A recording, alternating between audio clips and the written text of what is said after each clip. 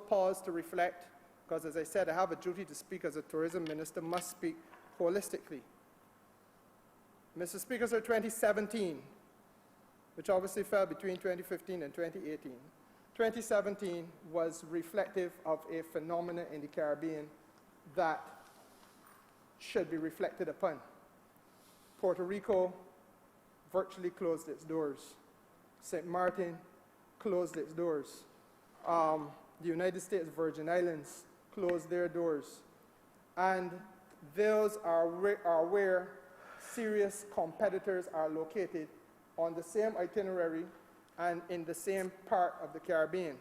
And Mr. Speaker, that was as a result of the very serious damage done to those destinations by hurricanes. So that though we have recorded growth in spend and growth in arrivals, we must not lull ourselves into a false belief that the time has come to rest on laurels, because there is another factor in the mix, which was natural disaster related, affecting major competing markets. But having said all of that, Mr. Speaker, sir, there is some good news. And that good news is reflected in the capacity that we have demonstrated and in the ability to build a greater capacity to respond to the greater business. And also, sir, it is reflected in a level of diversity that we have built into the mix. And I want to speak, sir, on those two matters, because the capacity that we have for home porting is indexed and linked to some fundamentals that must be built out in Barbados. As I said, it is to the credit of a company that it can have 80% of the market share. But it is a source of concern if an economy, which is obviously larger than a country, does not see it fit to ensure that there is a diversity built into the ground transportation sector that allows for other players to grow, other players to flourish, other players to gain experience and capacity. Mr. Speaker, sir, the ground transportation sector in Barbados now functions in terms of the cruise experience by working cooperatively with the giant, so that where the giant does not have enough vehicles or enough capacity, then you will recruit and co-opt other people to come to your assistance and so on. We take the view as an administration, Mr. Speaker, sir, that we can do a little bit better than that, and that we can build capacity in Barbados so that we have a category of small business player who has experience and expertise in this business of ground transportation. And that experience is formed out of some fundamentals that you only get when you are not just when you're learning it, but when you're experiencing it on a day-to-day basis. The punctuality, the quality of your business interface with the people who you're transporting, the reliability of your performance, the impression that you've created in the minds of the people who have recruited you or retained you to do business.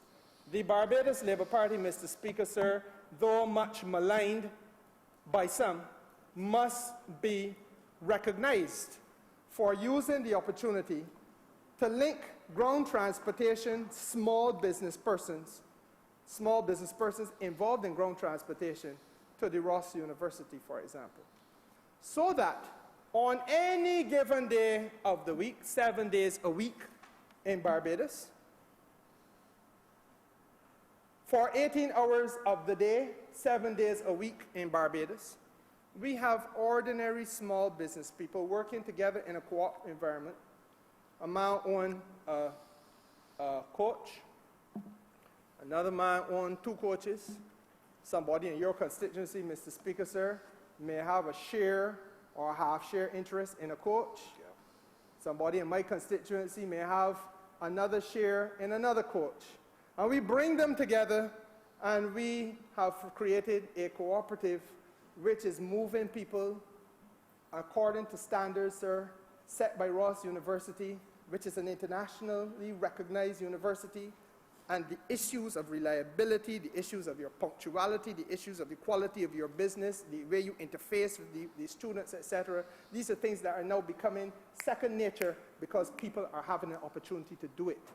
It had never been done before, but we chose to do this so that we would not have the challenge of continuing to have ground transportation being an area in Barbados where small players continue to wait cap in hand for a little crumb that might come off the table, but rather, sir, are able to command a presence based on past experience to say to a potential client, whether that client is Royal Caribbean, or that client is Carnival, or that client, sir, is anybody else. Look, we are part of a grouping that has done this type of work before under the following conditions, and we believe that we are good enough to do it now.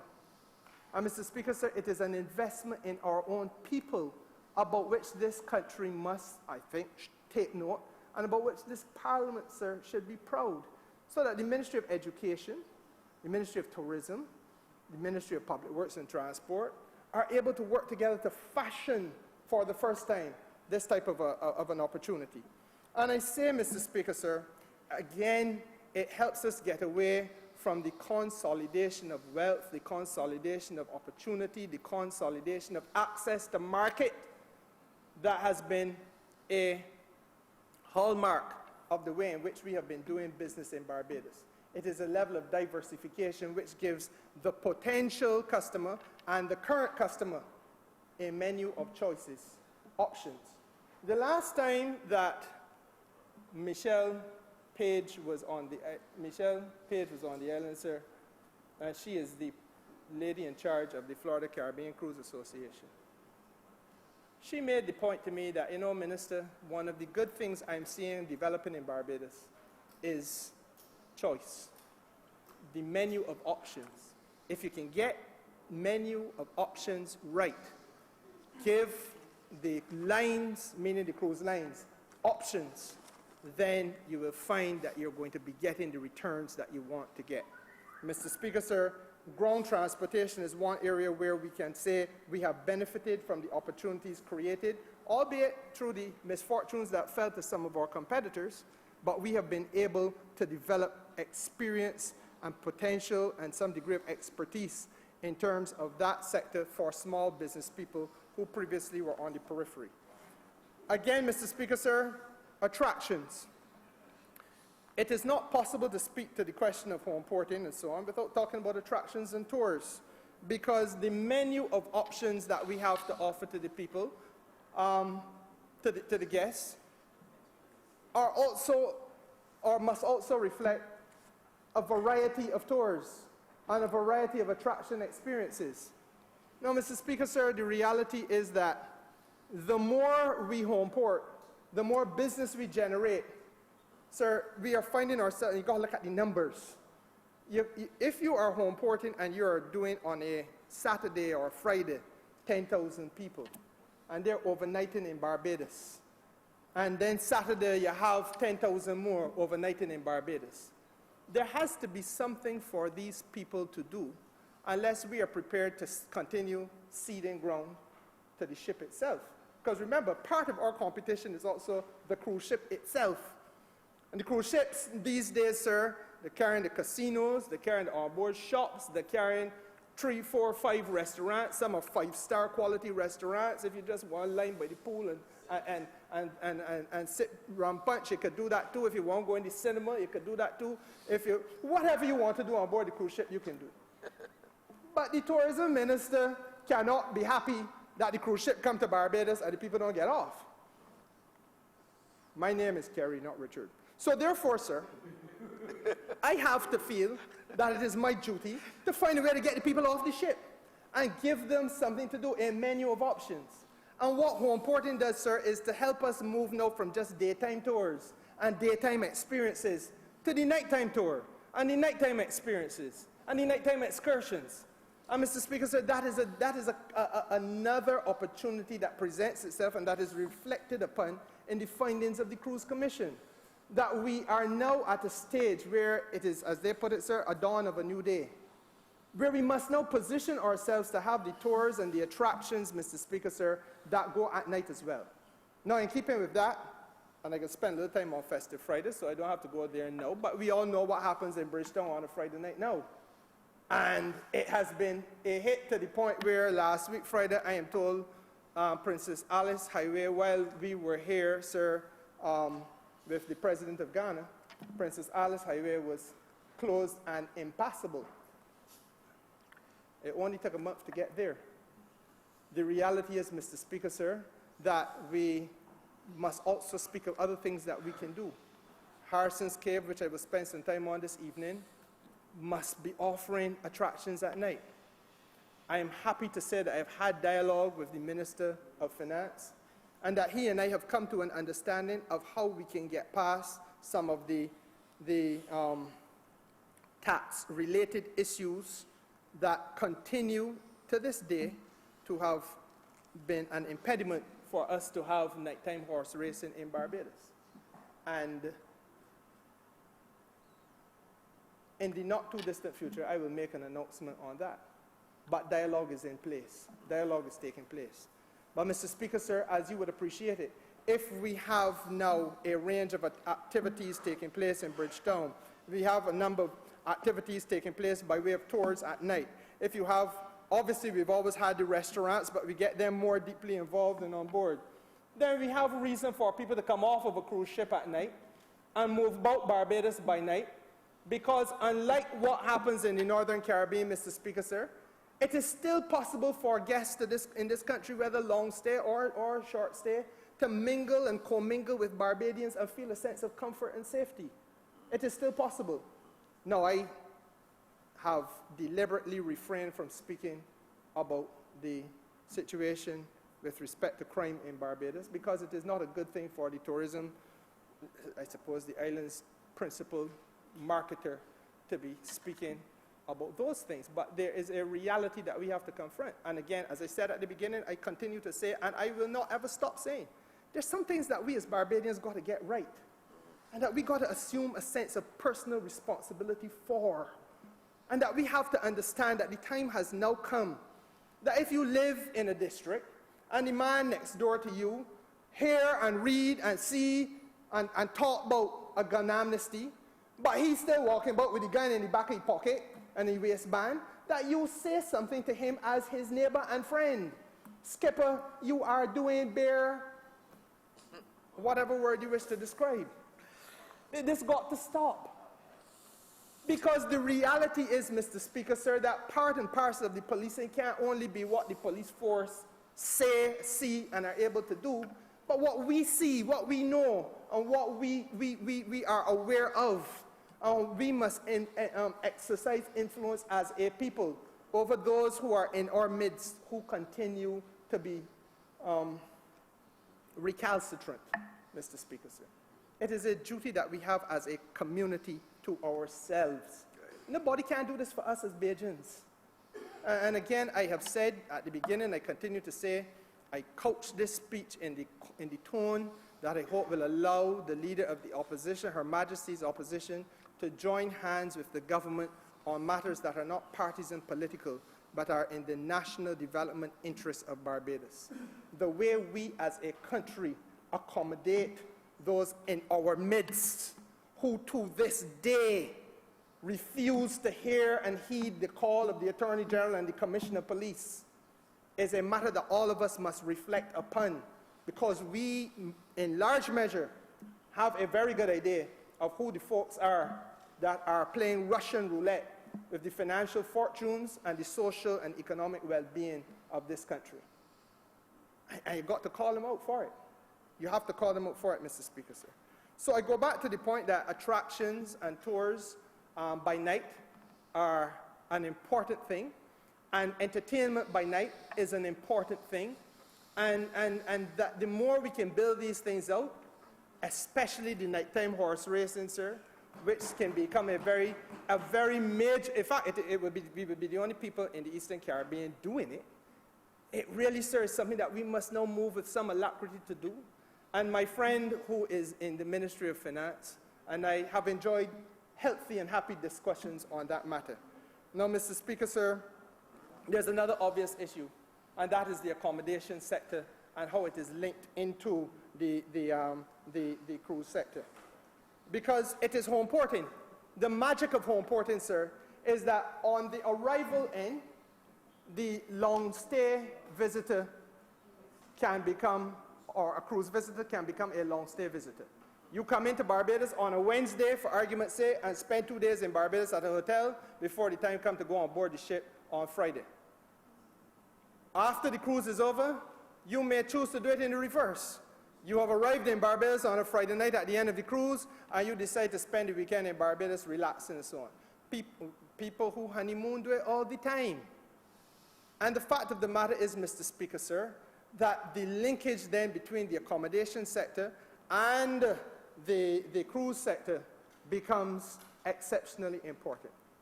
And that is why we have to also bring along with us the Barbados Hotel and Tourism Association on this journey. Because, and again, I have to speak frankly and candidly to folks who are perhaps too comfortable in the position that they are in and are not sufficiently mindful of the broader national economic situation and the broader national economic requirements. You know, a gentleman checks into your hotel with his wife or his girlfriend, and they decide that they're going to be there for 3 days before they go on their cruise. It is perhaps a useful thing not to adopt an all-is-mine approach, which one might be tempted to do because you would like them to spend some money at the hotel having dinner. That's understandable. And you may feel that you don't want them to be off your property because you pay for a little entertainment on the property and there should be somebody there to see that.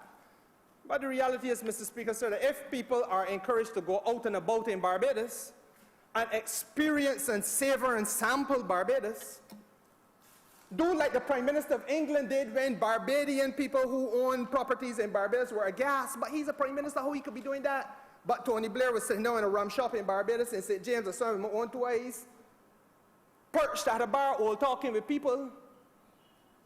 The fact of the matter is, sir, he didn't come once, he didn't come twice, he didn't come 3 times. He said he loved the place. He was here 6 times in succession, summer after summer. And that is how many people operate, not on the basis of what they experience behind the 4 walls of a hotel. Encourage them to go there, man. Right. Because you're going to get that visitor come back next year. And the statistics tell us that. If folks pause a little bit, Mr. Speaker, sir, to read, and don't just talk about what you feel in your gut, but talk a little bit about what you've read and researched and analyzed and understand, you will realize, sir, that you come to a point where 54% of the visitors to Barbados, sir, are repeat visitors. And there are not many places outside of perhaps Walt Disney World that got a greater number of repeat visitors. But they don't keep coming back because they like blue curtains and white windows hotel, just to create a name. They don't keep coming back because they had a good time at green carpet, brown floor hotel. The reality is, Mr. Speaker, they come back because they sampled and experienced in Barbados, the wider Barbados, which they fell in love with, the magic of that which we call a marquee destination. And Mr. Speaker, sir, part of what we have to do now is to get our own hoteliers on board to see a little bit more than enlightened self-interest. In fact, if it is truly enlightened self-interest, they will buy into the concept that it is perhaps useful to get people out there, fall in love with the island so they keep coming back. And because I gave you good accommodation when you first were here, chances are you come back to me because you know me, you've got a relationship with my property. That's how it would probably and in all likelihood work. Yeah. And if you are truly smart and you're in an all-inclusive, then, Mr. Speaker, sir, it's even more easy because the fellow who operates in an all-inclusive doesn't know that the guests paid for that full 3 nights, 4 nights, 5 nights, 7 nights well in advance.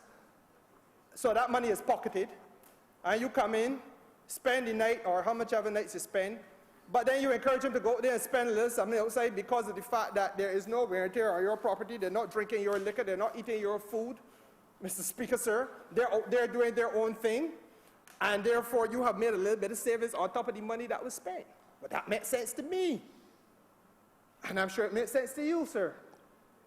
So there's good logic in trying to understand the benefit of the home porting experience and the way it links to long stay and stay over with guests. And I'm happy, sir, to say that, you know, again, we have, thanks to the performance we were able to achieve over the last couple of years, Mine Chief, which is a branch of Royal Caribbean, has indicated, sir, that this winter they are looking at a larger ship which will carry 500 more for the purposes of home porting, and we are moving again in a direction that is appropriate, and we have to do more of that. Now, Mr. Speaker, sir, how do you talk about getting people out of the hotels or off of the ships if you don't talk about the product that they're going to sample? And I don't know, sir, if in your experience you have heard a serious discussion about product development in Barbados in this House, but we have come to that point. We have to discuss it, sir. Because, as I said before, if you listen to what the Prime Minister calls atmospheric noise, you will be satisfied that there's a view out there that there ain't nothing to do in Barbados, and that Barbados is dull and boring, etc., etc. Perhaps the problem is that those things that are there to be done in Barbados have not been sufficiently highlighted, and in fact there needs to be assistance from the government in helping those new players and recent players and small players and micro-sized players and medium-sized players, Mr. Speaker, who do not have the financial wherewithal to be able to help them market and project that which they have as product offering in Barbados.